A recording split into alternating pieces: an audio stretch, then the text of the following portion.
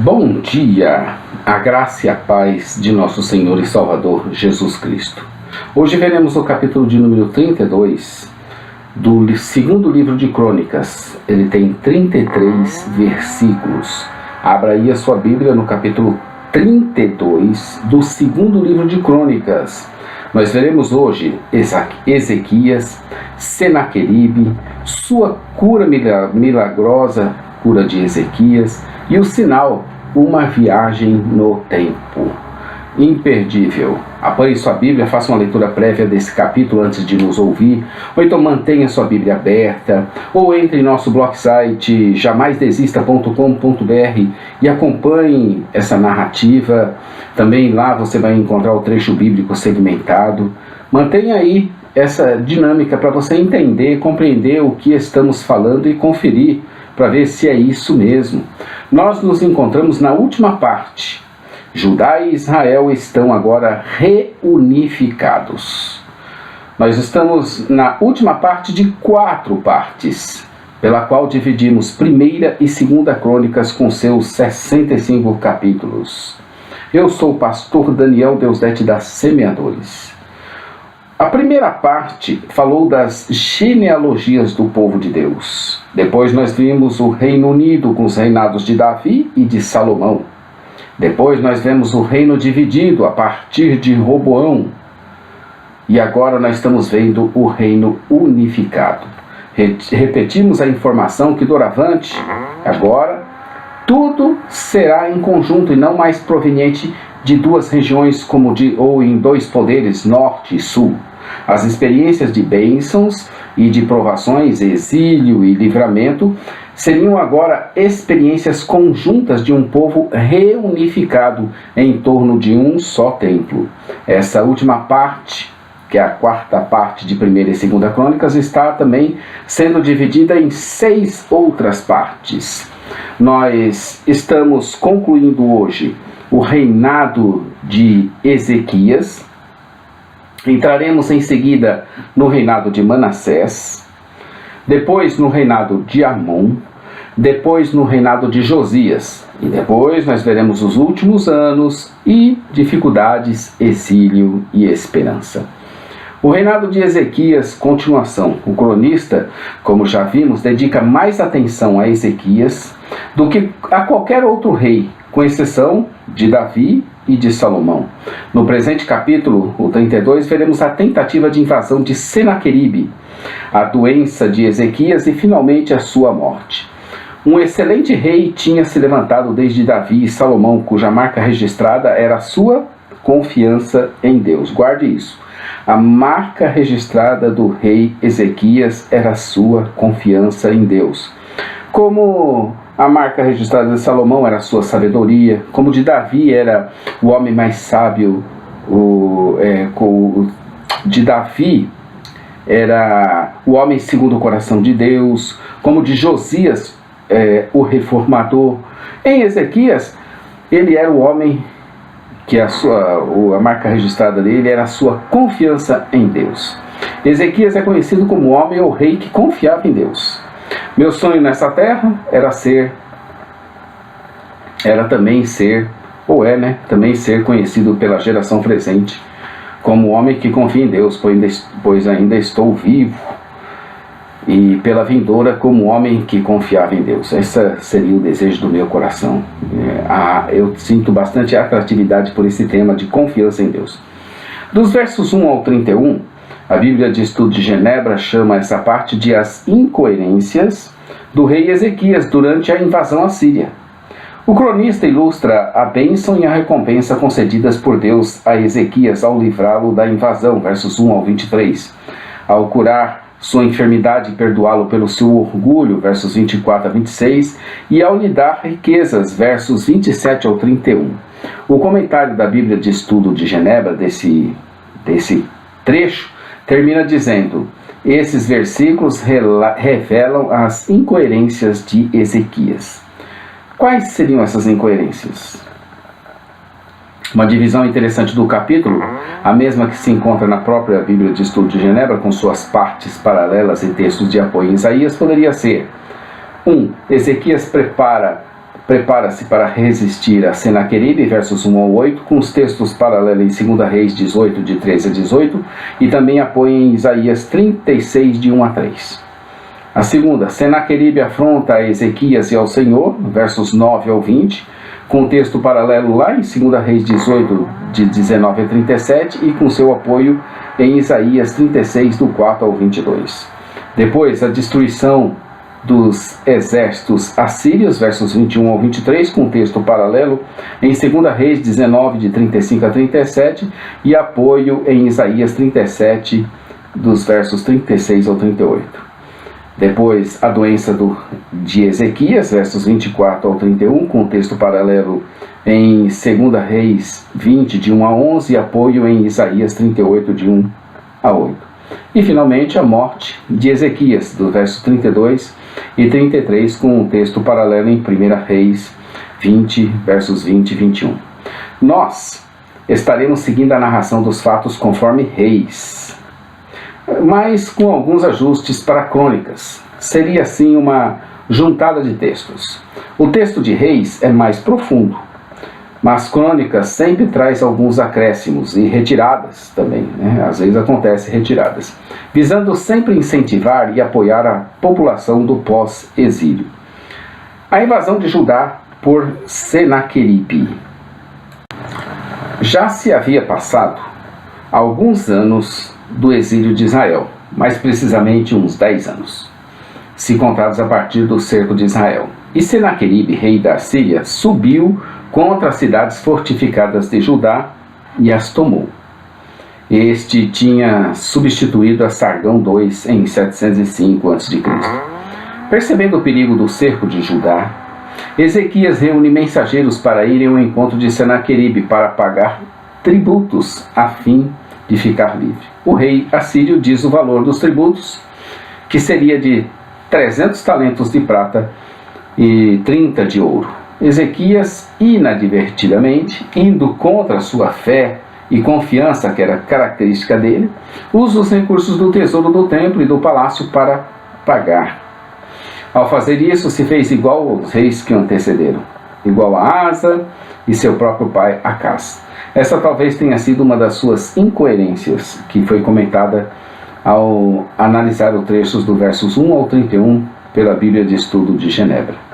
Nos anais de Senaqueribe, conforme a Bíblia de Estudo de Genebra, constam uma campanha contra a Fenícia, Judá e cidades da Filístia e Egito. Ele declara ter tomado 46 cidades e muitos vilarejos. Também se orgulha de ter prendido Ezequias em Jerusalém como um pássaro na gaiola. Mas os mesmos registros não declaram que tenha conquistado Jerusalém. Em seus anais também consta que Ezequias lhe enviou um grande tributo. A partir do verso 17 em Reis 18, começa a descrição do ataque a Jerusalém, onde Senaqueribe a sitiou, fazendo a destruição de Ezequias parecer assim inevitável. Estudiosos do assunto afirmam que essa investidura de Senaqueribe tenha se dado uns 12 a 13 anos depois da sua primeira investida contra Ezequias. O fato é que Ezequias enviou o tributo a ele, mas não abdicou, como era o costume dos reis assírios fazer com os reis que eles dominavam de alguma forma. Rabzaqué, da parte do rei da Síria, começa a afrontar tanto a Ezequias quanto ao Senhor. Versos 2 Reis 18, de 19 a 26. E o tema da afronta é, principalmente, a confiança no Senhor é inútil diante dos assírios. Já pensou? O ponto forte de Ezequias era a sua confiança em Deus. Vem Rabzaqué, da parte da Síria, e afronta os israelenses, dizendo que a confiança no Senhor é inútil diante dos assírios. O rei Ezequias estava sendo afrontado justamente no ponto em que ele era referência conhecida de homem que confiava em Deus. Naquele momento, pediram a Rabzaqué para falar em aramaico somente, para que não caísse no ouvido do povo, pois lhes falavam em judaico. Foi então que Rabzaqué ficou mais ousado e mais atrevido e falava mesmo em judaico abertamente, para que todos ouvissem e ficassem atemorizados com os assírios. A sua afronta atingiu o ápice quando disse em alto e bom som: que, como eram eles, os deuses das nações que não puderam livrá-los das suas mãos, tal seria para o Senhor ser impossível o seu socorro. 2 Reis 18, de 33 a 35. O povo ficou calado. Nada respondeu, pois assim tinha ensinado o rei Ezequias para que ficassem calados. Todos estavam apavorados, em pânico, em panos de saco e cinzas, com suas vestes rasgadas e humilhados diante do Senhor. Para um rei cuja bandeira dele era a confiança em Deus, agora havia uma situação que exigia dele total confiança no Senhor. Pois Senaqueribe estava ali em cerco a Jerusalém, pronto para a devorar, e nada parecia que pudesse ser feito para impedir o grande massacre. Ezequias, como bom servo do Senhor buscando uma saída, resolve fazer uma consulta ao Senhor por meio do seu servo, seu profeta Isaías. Da parte do rei Ezequias se levantaram alguns para falar com ele e solicitar que lhes falasse somente em aramaico. Mas aí é que Rabsaqué falou com mais ousadia e atrevimento contra os que ouviam na língua judaica sem nenhum temor. O rei Ezequias tinha orientado seus súditos que nada respondessem.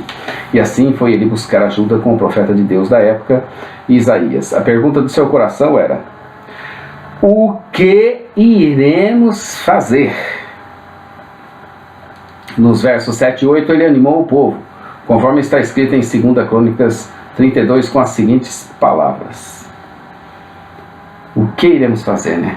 Mas ele anima o povo dizendo: esforça-se, ter bom ânimo, não temer, nem se espantar por causa do rei da Síria, por causa de toda a multidão que estava com ele. E ele explica por quê. Porque há um maior conosco do que com ele. Pois com ele estaria o braço de carne, com Senaqueribe, com Rabsaqué, mas conosco o Senhor nosso Deus. Para quê? Para nos ajudar, para guerrear por nós.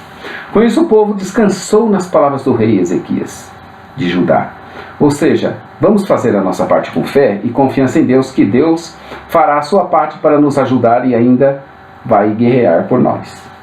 Este é o Senhor que Davi imortalizou naquela frase quando foi enfrentar o gigante Golias, dizendo: do Senhor é a batalha. Há determinados momentos em nossas vidas que nos encontramos numa situação sem saída, não é verdade? E com o inimigo nos cercando por todos os lados, não deixando a nós saída alguma. E pior, ainda nos afrontando em nosso ser, ainda nos afrontando em nossas crenças e contra o nosso Deus que, pela sua graça e misericórdia, resolvemos seguir. Então há momentos que nós estamos assim acuados, como Senaqueribe acuava Judá, e não havia esperanças. Para onde você olhasse, você só via morte e destruição. Assim se encontrava Israel sem saída. Não havia mesmo saída. A perspectiva boa naquele momento era uma morte rápida. Essa era a saída excelente que eles tinham. Uma morte rápida. O terror tomava conta de todos e o pavor da morte estava estampado em cada rosto. Como todos sabemos, a ressurreição de Cristo é o pilar de sustentação do cristianismo. Sem ressurreição, diz o apóstolo Paulo, comamos e bebamos porque amanhã morreremos. 1 Coríntios 15, 32. Ele diz isso no capítulo 15 de 1 Coríntios, que fala justamente da ressurreição de Cristo.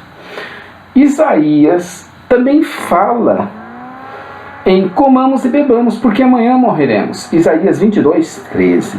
Mas referindo-se ao povo de Jerusalém, por parte de alguns deles, que ao invés de se humilharem como pediu o Senhor, diante do exército de Senaqueribe que os ameaçavam, resolveram fazer uma espécie de banquete de despedida, já que iriam morrer mesmo. Estamos cercados. O inimigo está em nossa volta. Não há saída. E não havia mesmo. O que vamos fazer? Quer saber de uma coisa? Vamos comer e beber. Amanhã a gente morre mesmo. A sentença de morte estava estampada sobre eles, e por medo da morte, ou para recepcioná-la, uma vez que seria inevitável, resolveram banquetear em si até a morte. Do mesmo modo, Paulo, pelo Espírito Santo, captou isso no povo que estava escravo do pecado por medo da morte. Já que vamos morrer mesmo, por que nós vamos conservar nossa fidelidade a Deus? Vamos comer, vamos beber, que venha a morte. É assim que faz o mundo escravo do pecado. É assim que faz aquele que está escravo do pecado, que não consegue vencer. Ele está cercado, ele não vê saída. A saída dele é uma morte rápida, ele não está nem aí para mais nada. O que ele quer? Então, não quero saber de mais nada. Comamos e bebamos, que amanhã morreremos. Paulo, no capítulo 15 de 1 Coríntios, destaca a importância vital da ressurreição de Cristo. Sem ela não há cristianismo. Sem ela, do que adiantou eles lutarem contra as bestas feras e enfrentarem a sentença de morte dia após dia? O medo da morte os escravizava à morte pelo fim da esperança. Mas a ressurreição de Cristo nos liberta da morte para uma nova esperança em Cristo Jesus. Lá no inferno de Dante, na entrada do portão, está escrito: deixe aqui a esperança. Quer dizer, você só pode entrar lá naqueles portais, indo em direção ao inferno, deixando a esperança para trás. Então o medo da morte os escravizava à morte pelo fim da esperança. Quando a esperança acaba, acabou tudo. Mas a ressurreição de Cristo nos liberta da morte certa para uma nova esperança em Cristo Jesus. Eles estavam sem esperança e não criam numa saída. Por isso se desesperaram da vida a ponto de se entregar à morte como uma espécie de despedida. Mas havia um socorro da parte de Deus para eles. Ezequias foi buscar essa esperança com Isaías, com lágrimas, humilhando-se diante do seu Deus. Verso 20. Em Crônicas, o cronista não entra muito em detalhe, mas logo vai encerrando o assunto dessa invasão, dizendo que Deus ouviu a oração e agiu pelo povo, destruindo os assírios. Em sua oração a Deus, motivada pelo recebimento de uma carta com mais afrontas, ele a apresenta a Deus e começa a orar, exaltando em primeiro lugar Deus como aquele que está sentado entre os querubins e que é o Deus de todos os reinos e que foi o que criou os céus, a terra e tudo o que neles há. Em seguida ele roga a Deus que preste atenção na afronta, na ousadia desse homem do mal que não parece ter temor algum e cujo objetivo seria mesmo afrontar como se ele fosse o Deus da terra. Ele reconhece que os assírios tinham sido instrumentos de Deus para juízo de muitas nações e que eles acabaram por fazer um importante papel, eliminando e humilhando esses deuses das outras nações que não eram deuses, antes objetos de adoração criados pelo próprio homem. Ele finaliza a sua oração pedindo um livramento da morte certa, a fim de que todos os reinos da terra saibam que há um Senhor nos céus que ouve as nossas orações e que é fiel e guarda a sua aliança e exerce a sua misericórdia e graça na vida daqueles que lhe são fiéis, como Davi o foi. Ele procurou pelo servo de Deus, que lhe deu uma palavra profética em meio ao caos total da desgraça iminente ou da morte certa e já anunciada. Senaqueribe não ia entrar na cidade. Nenhuma flecha sequer seria disparada contra Jerusalém. E da mesma forma que o rei que ele veio voltaria por causa de um rumor que lhe chegaria aos ouvidos, o obrigando a partir imediatamente. E tem mais, lá em sua terra teria um encontro terrível, sabe com quem? Com a morte.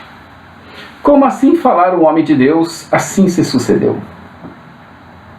Um anjo do Senhor, naquela mesma noite, o dia seguinte seria terrível.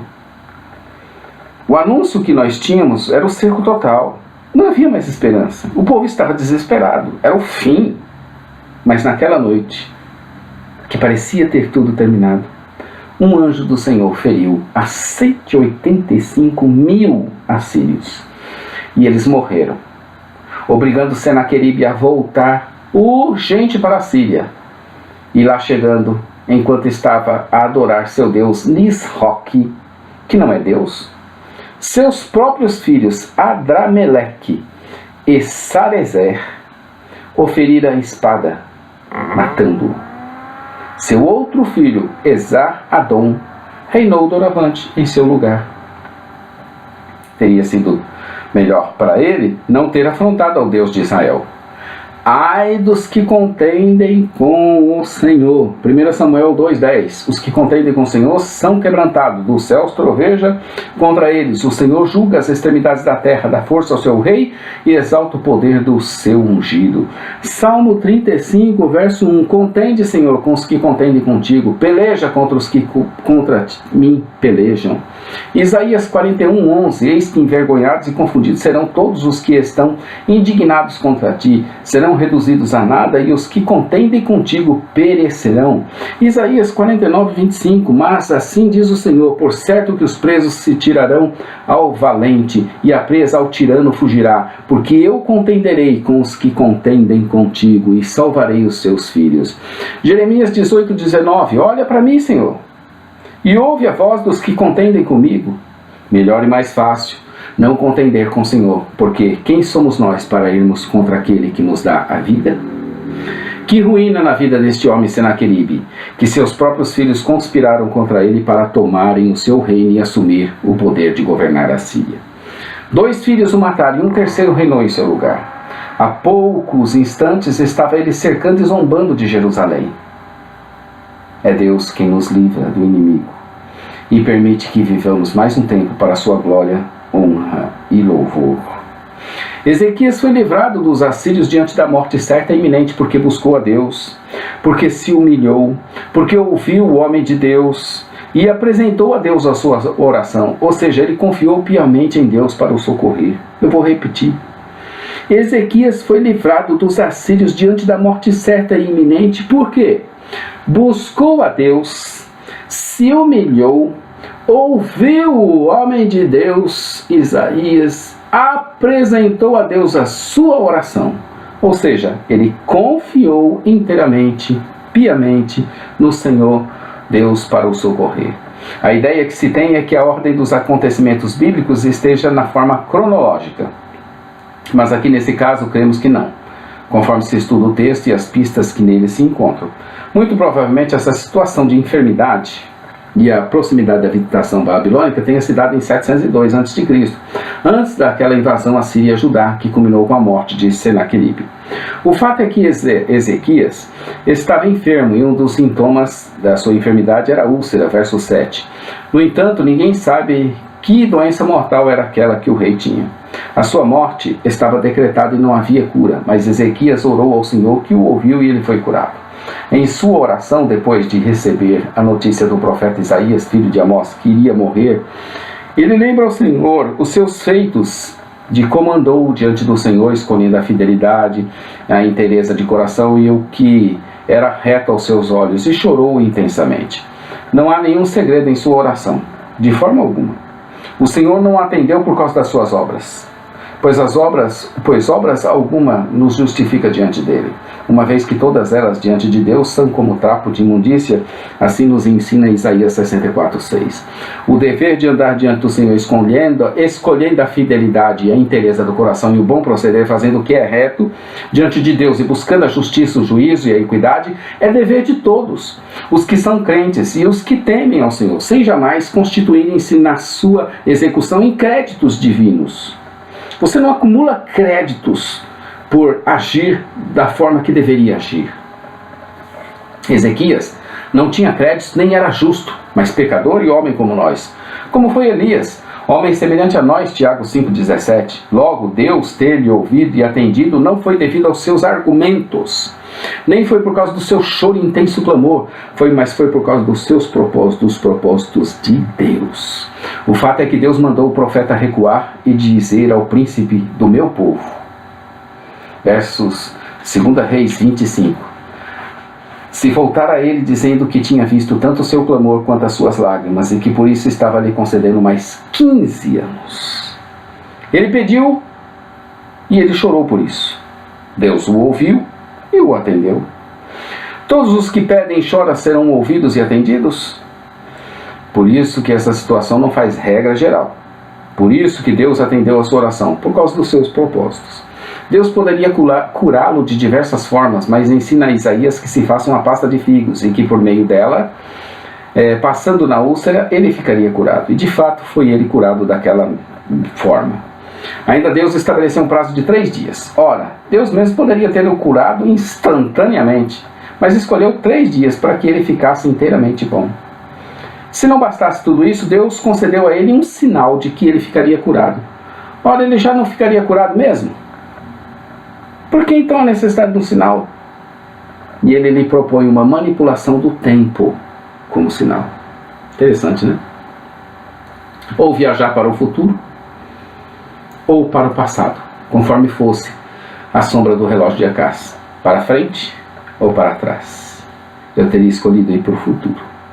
Os 2 movimentos já seriam extraordinários, embora não tenha isso percebido,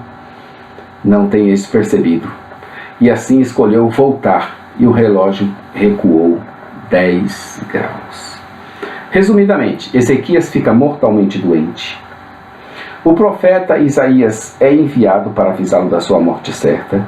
Ezequias ora e chora. Deus ouve, o cura e lhe dá mais 15 anos de vida. Cura-o com remédio.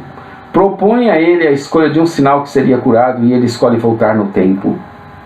Deus faz o relógio de Acás voltar 10 graus. Interessante, né?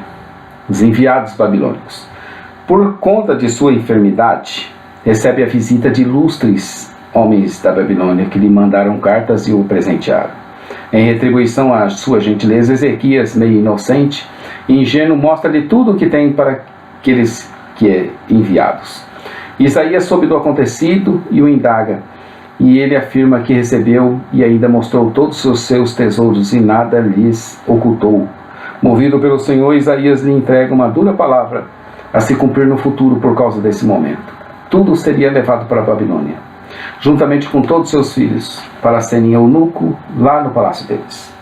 Ezequias se mostra egoísta, como nós o somos mesmo.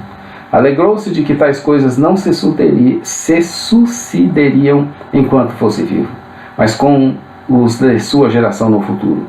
Por isso é que disse que boas eram as palavras do profeta. Em Crônicas, a ênfase dos relatos está em Ezequias. Tinha se exaltado, não correspondendo ele aos benefícios que o Senhor lhe tinha feito, sendo que, em consequência, a ira do Senhor foi direcionada contra Judá e Jerusalém. No entanto, Ezequias e os habitantes de Jerusalém se humilharam por ter se exaltado o seu coração, e a ira do Senhor não veio contra eles nos dias de Ezequias, versos 25 e 26. Depois o cronista fala das riquezas que o Senhor lhe dera, junto com muitas possessões, versos 27 a 30. Já no verso 31, fala do fato da visita dos embaixadores, dos príncipes da Babilônia, e que Deus o tinha desamparado para prová-lo, e assim fazer conhecido tudo o que estava em seu coração. Quando Deus nos prova, para fazer conhecido o nosso coração, seria para Deus tomar conhecimento disso? Não creio. Lógico que não. Deus sabe de todas as coisas, mesmo sem provar. No entanto, Ele nos prova. Mas por quê? Eu creio que Ele nos prova para nos aprovar. Prova, aprovar. Mais prova. Respiração, fôlego, vem. A prova te deixa tenso. Aí vem o fôlego, vem o ar. E você é aprovado. Sendo que nas provas, nossos corações vêm à tona e os pensamentos e ações mais secretas brotam de nosso caráter, de nosso interior. Com a prova, que geralmente está relacionada à ausência ou ao silêncio do Senhor, ficamos como que entregues a nós mesmos. E aí sim é revelado todo o nosso coração. Não para o Senhor conhecer, antes para nós mesmos nos conhecermos. E assim apresentarmos ao Senhor nossas deficiências. E assim, mediante isso, Ele nos curar. O final do seu reinado. Como todos os mortais e pecadores, chegou a hora da sua partida e este morre, depois daqueles 15 anos de sobrevida. Ele já ia morrer mesmo, ganhou mais 15 anos. Agora morreu, chegou a hora, não tem mais saída. Assim vai chegar a nossa hora, vai chegar a minha, a sua. Um dia nós iremos partir. Mas o propósito de Deus na nossa vida é vida eterna. Põe isso na sua cabeça. Vida eterna. Nós vamos ressuscitar, não é? Não vimos lá? A esperança que nós temos não é a ressurreição de Cristo. Se Cristo ressuscitou, Então não é para comermos e bebermos, pois amanhã morreremos. Nós vamos ressuscitar. Seu filho Manassés iria substituí-lo no reinado de Judá. Iremos ver então doravante a história de um rei de Judá perverso, que nada tinha a ver com seu pai, que fora um bom referencial em Judá. Um excelente rei, mas parece que um péssimo pai. Foi depois da sua doença que ele gerou Manassés. E se ele tivesse morrido? Por sermos prisioneiros do tempo, não conseguimos entender muitas das coisas de Deus, pois que Deus é atemporal e vê todas as coisas num único instante, sem passado nem futuro, mas tudo em presente. Meus queridos, nós vimos assim o capítulo de número 32, bem extenso, assuntos interessantíssimos, dariam estudos e pregações enormes aqui, e muito edificantes. Amanhã estaremos aqui com o capítulo 33, onde veremos Manassés e Amon, coisa ruim e coisa pior no governo de Judá. Fique conosco, inscreva-se em nosso canal, acesse nossa loja virtual semeadores.com.br. Todos os dias estamos aqui, até nós cumprirmos o propósito de Deus em nossas vidas. No dia 23 de julho de 2019, concluiremos esse nosso propósito com esses vídeos. A todos um bom dia. Maranata, ora, ora, vem, Senhor Jesus. Amém. Bom dia, queridos.